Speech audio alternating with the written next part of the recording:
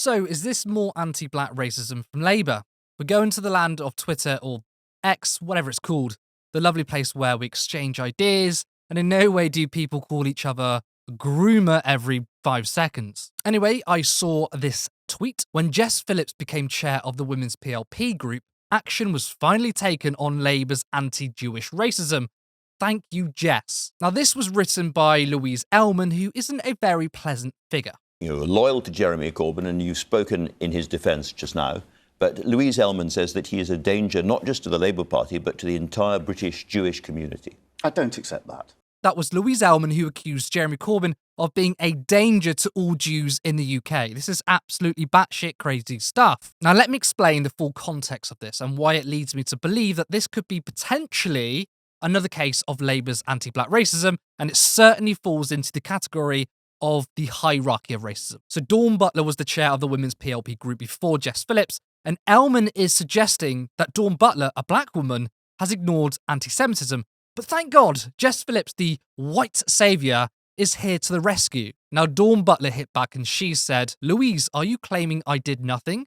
Please justify your comments." Dear Louise, in addition to my message below, what actions exactly? Please be specific as you are making such a public statement. Now, good on you, Dawn, for defending yourself, but what makes this so gross is that not only accusing the black Labour MP of doing nothing against anti-Semitism, it's the fact that people of colour will face discrimination, so to lecture them on racism is gross. Plus, just 2 days ago, Dawn wrote an article in The Guardian about her experience with racism. Now, I'm going to pull a couple of quotes from it. I suggest you read the whole thing. In 2019, she recalled a racist incident she had experienced in Parliament. She said she had been confused for a cleaner because she was black. The Liberal Democrat staffer Steve Wilson tweeted it was just not true and that she should stop propagating such stories.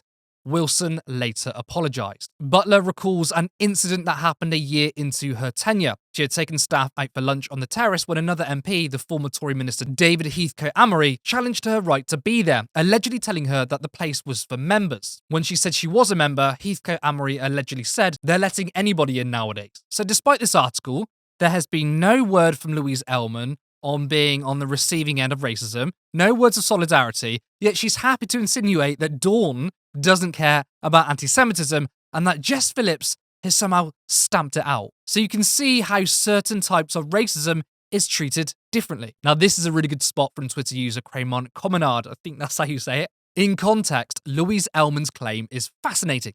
Dawn Butler was ousted by Jess Phillips in September 2016. The anti-Semitism crisis in Labour didn't get going until 2018. What a bizarre, unevident statement to make, unless she's referring to the Miliband period, in which case...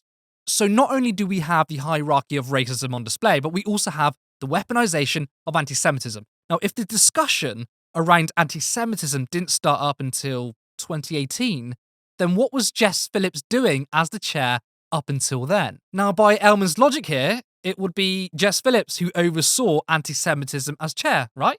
That's what happens when people weaponize racism. It gets messy and it contradicts itself. It's also worth noting that 1 year after Martin Ford's report into the party, in which he clearly shows there's a hierarchy of racism, Labour have done sweet FA about it. That's because people like Ellman, the Labour right, and Keir Starmer don't give a shit about anti-black racism. Now, I really like Dawn Butler. I think she's brilliant. I think she seems like a genuinely nice person.